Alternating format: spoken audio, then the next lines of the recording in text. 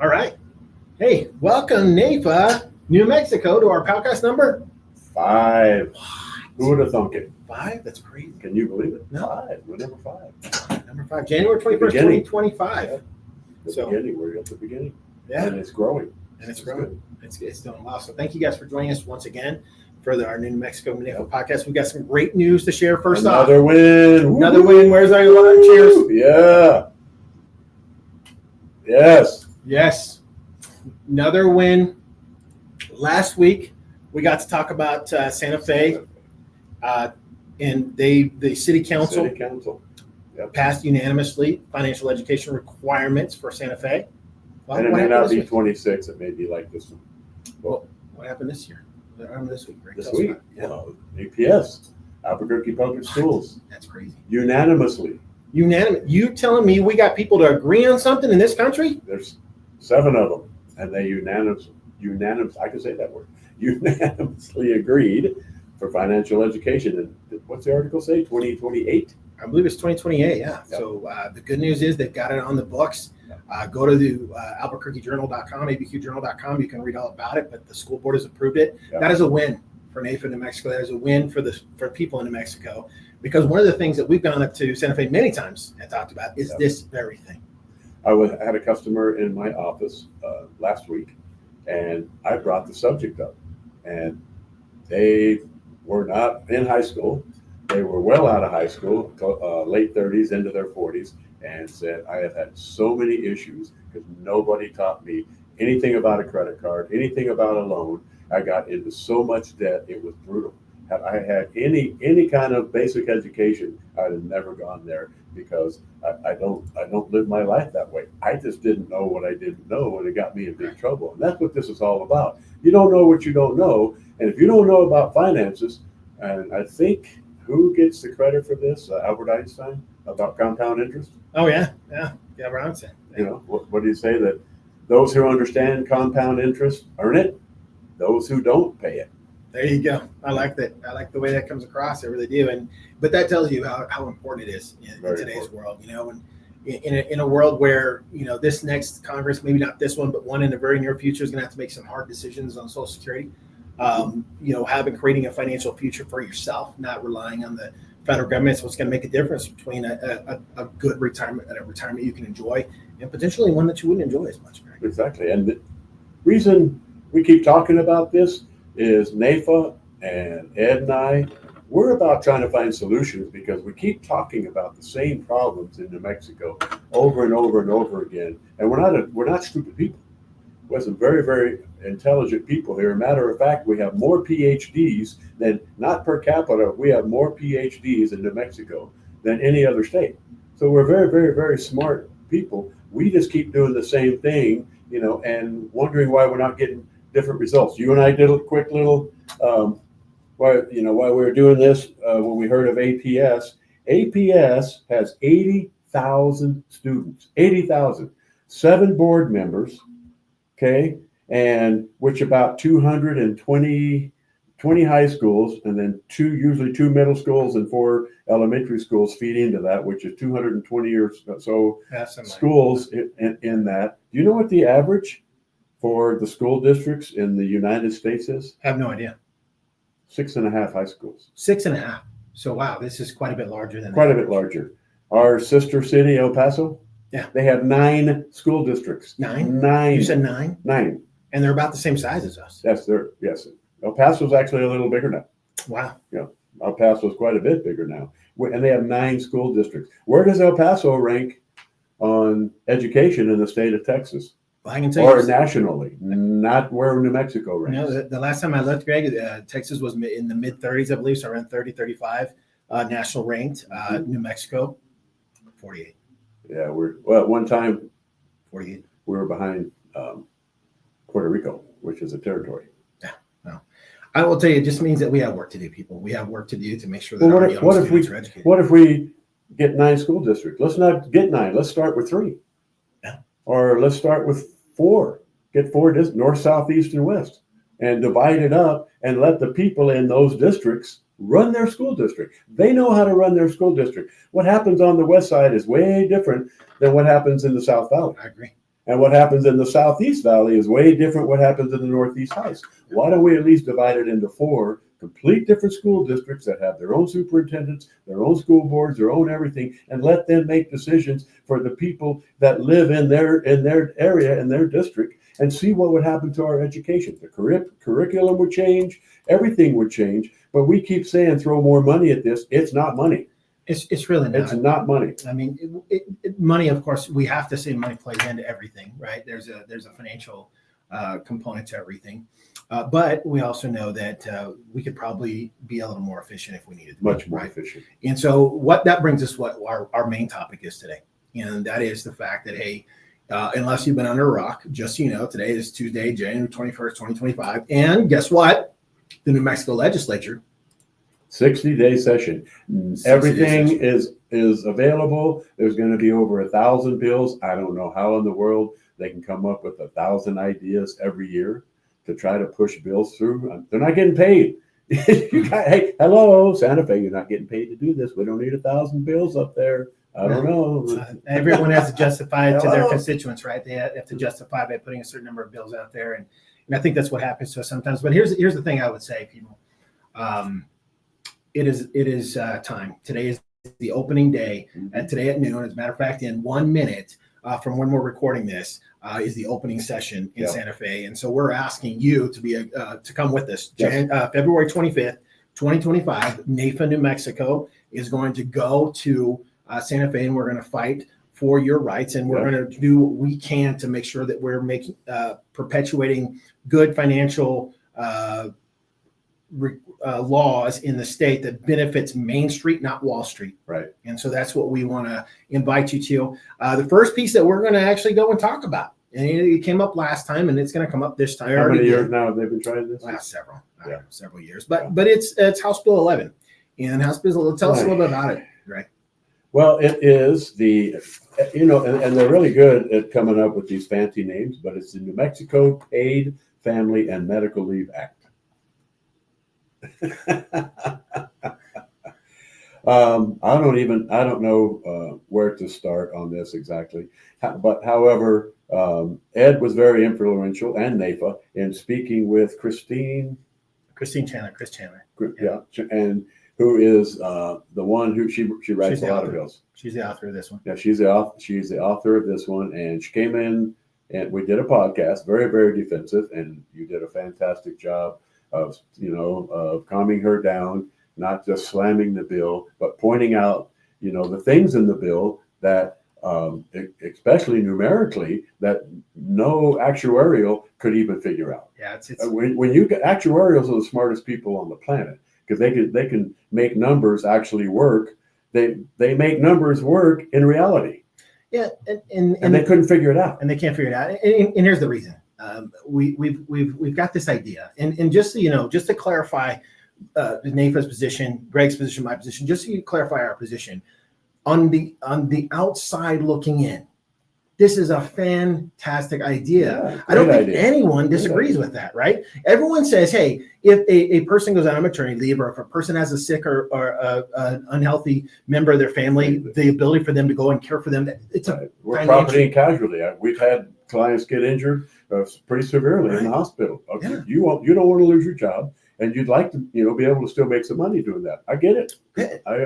I agree. Yeah, and so on the surface, it's a great idea. Right. It really is, and it was a great idea last year, great idea the year before. It's going to be a great idea every year. The problem is, once again, and this is one of my favorite things to say: the math ain't math, right? Math ain't math. The math ain't math, and if the math don't math, there's a problem. That's like we just said with APS. Right. There's no way that one school district can manage 80,000 students. It's not possible. We prove it every year. Yeah, and just like this, it's not adding up. Yeah, and there were some improvements this year, right? One of the things that Chris Chandler, when we talked to her, she said, Ed, we hear you. We've heard that before.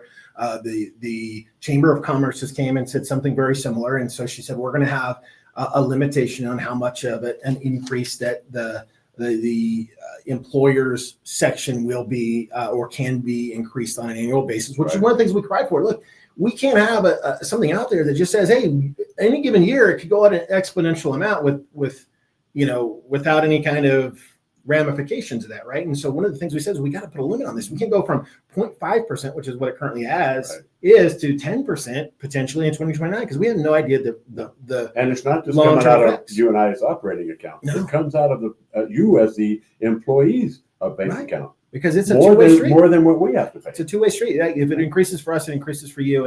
And so there's a couple of things that we want to talk about on this podcast. And we're going to limit this to just a couple of minutes, but a couple of things that just somebody that's smarter than we are, that's got more power, more influential than we are, has got to stand up and say, hey, let's think about this. If you think about let's just talk about state unemployment. Right? State unemployment insurance, right? State unemployment insurance, the reason I like it is it's fair is because it's based on me and based on how I operate a business. In other words, if I operate a business very well and I don't have a lot of terminations or wrongful, letting people go and there's not a lot of files against me, my unemployment insurance rate actually goes down favorably because I am demonstrating myself to be a good business owner.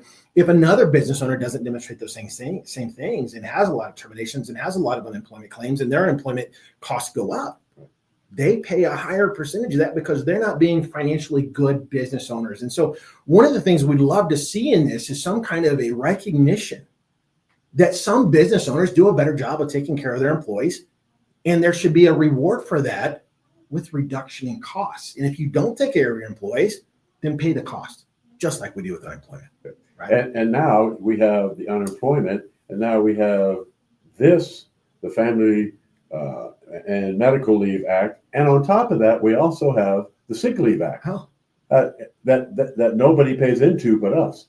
So how much more is the legislator going to put on the employer to have to pay for people to not be at work? Yeah. But here's the other thing that I read all 53 pages of this, is if you come up with your own Family Leave and Medical Act, you can turn that into them, but they don't just accept it. If they don't like it, or they don't get back to you and say yes or no. Yeah. And that's my other problem is, I'm sorry, but we're talking about state government, and you have to turn this into the Workforce Solutions and request if you're the employee, if you're the employee, and then it has to go through the Department of Treasury. So there's two different departments that have to look at your request. Oh, are you kidding me? Two bureaucratic departments that get this? And I shouldn't say this because I'm a business owner, but I think Workforce Solution had a big problem with a lot of the COVID money that kind of disappeared. So if you do not get approved for your leave, so you get to take the leave and you don't get paid on this act. You get paid on the Sick Leave Act. You get paid if because you and I have provisions for our employees, because we want to treat our employees right. But you don't get paid on this act until it's approved. They don't approve it within 12 months, it goes away. Yeah, and is that correct? That's my understanding of the act. Yeah, there was a couple of things that you said there I want to address. Okay, and number one is there's no timeline or anything put in, a provision put in that says, hey, you request and you'll get a response within X number of days. Right. And I think that's a miss. That's a big miss. Big miss. Because you're right. What if I have to go out and take care of an ailing mother, father, grandfather, sister, cousin, brother, and I submit this, and my employer says, well, you've submitted through the state, I'm not paying you anymore. And then all of a sudden the state comes back and says, yeah, well, we're going to decline that. What then? What if it's 6 weeks later? What if it's 12 weeks later? What if it's 3 years later or a year later, whatever? Mm-hmm. And you think that there's some light at the end of the rainbow or the end of the tunnel, and it's just never there. Oh, and guess what? In the bill, they have to get their job back. They have, well, that's okay, because that's part of the Family Medical Leave Act anyway, right? We're going to hold their job for them, or at least we have to give them a commensurate job. But here's the other thing that I have a problem with this. On a couple of years ago, the state of New Mexico, again, great idea. Look, taking care of people is what we should do, right? But we have this sick leave act, right? 64 hours is required for a full-time employee. Right? Every 30 hours you work, you earn an hour. Right. And so let me just clarify this real quickly, right? In insurance, we have this thing called a moral hazard. Mm-hmm. Greg, a moral hazard is created when we put someone in a situation where they morally may not want to do the right thing, right? An example of that would be... Come on. Yeah, never happened. Example of that would be long-term disability insurance, right? Long-term disability insurance, you can get it from your employer, you can get it from a company like State Farm. Right. But one of the things that those two policies have is what's called a coordination of benefits. What a coordination of benefits says, if you've got two of these policies, between the two of them, we'll only pay X amount up to a percentage of your paycheck. And I want to say, and I'd have to look at this to make sure, but 60, 70% or something like that is the maximum you can get on a long-term disability insurance. Why? Because you have to have a reason to return to work. If I give you 100% of your pay, or worse yet, if I get 60% from my employer, 60% from State Farm, now I'm at 120% of my income, I have a moral hazard. My neck's going to hurt for a long time. Oh, yeah. I'm never going to get better. Because I mean, if I get paid more not to work than I do to work, what's my reason to go back to work? And it just doesn't exist. And so the piece of this, again, fundamentally, it's a good idea. It's just got a lot of bullet holes in it. Here's another one. Where's the coordination of benefits with this and the 64 hours of sick pay? So I'm just asking, if the employee is getting the 64 hours and the state approves their return, or their paid family medical leave act, aren't they double jeopardy? They're double dipping? They're double dipping. Wow. But there's isn't no that a moral hazard? in either one of the bills to say you can't get both. Yeah. And so they want both of them to be paid. So they're allowing that as part of how they think as an employee that you should be compensated if you have to go do other things. I'm not against that. I actually live that because I have short-term disability as a provision for working in my office. Well, one of my employees had their own, and they had to decide, or am I going to pay for it, or am I going to let Greg pay for it? They wouldn't let them have both policies, so they had to drop one of them because it again creates that moral hazard. That's a moral hazard. Yeah, and we can't create a moral hazard. It'd be like you know, how do I say it the right way without sounding condescending? It'd be like giving you an insurance policy that pays you more than your car is worth if you get it stolen, right? Right. That's a moral hazard. Everybody wants one. Everyone wants their car stolen, right? Yeah, exactly. Everyone wants to get their car. They're going to put it out. Hey, it's on Central. Here's the keys. What do you mean I had a sign in the window that said keys in the ignition? Yeah. So it creates that moral hazard. And so that's something we always have to be cognizant of and careful of. So this is just an example of some of the things we're going to be talking about up for the next 4 weeks as we get ready to go to Santa Fe. 1,000 bills. We got a lot to talk about. We got a lot to talk about. Thank God for ChatGPT, because it just summarizes these things in about 3 seconds, right? But no, this is the thing that we are inviting you to come down and join us February 25th. Go to the state capitol with us, and let's go talk to our Congress people, our elected people. Look, Christine Chandler was an intriguing woman. She was a good person to talk to, and she was open to. She has a big heart. She's trying to do the right thing. She was open to our conversations. We'd love to talk to her again about this. So this is an open invitation, Christine. If you want to talk to me again, please do so. I just want to make sure we can close these loops before we can fully support something like this, and the loops just don't are closed. Right. And also, we're asking you to get involved. Get involved in this. Get involved in if you think it's a bad idea or a good idea, But look up the numbers before you start typing and saying about APS, because New York City and Los Angeles are the only 2 districts that are bigger than APS. Well, not the only 2, but those are the 2 biggest in the country. 2 biggest in the country. And think about this. That's craziness. How big some of those, like New York City has 400 high schools. Right. In one school district. You can't manage that. And how many of their kids graduate and can't read and write? That's just the travesty. Yeah. We owe our teenagers better than that. We owe our future better than that, right? The future of New Mexico relies on the generation that we are raising right now. Let's make sure we raise them to have a future in New Mexico where we are not at the bottom of the economic Let's find scales. Solutions and quit saying it's money. It's not just money. Money's only a part of it. We need real solutions to turn around APS, to increase. We just looked it up also about economic development. We have a $3 billion surplus, and we still have one of the lowest and poorest economic development growths in the country. Yeah. How do we make solutions and change that? Because look at all the stuff New Mexico has to offer. I mean, absolutely incredible. It's an incredible state. Love the state. Love being a part of New Mexico. Love being a part of your lives. Thank you so much for being a part of NAIFA New Mexico. We invite you to join us. Go to naifanewmexico.com. Click on the join link. Click on the renew link. Yep. Come and join us. Get involved. Be a part of what we do. And we have a lot of fun. Hey, let's make this a regular thing. Yep. See you next week, buddy. All right. Take care, guys.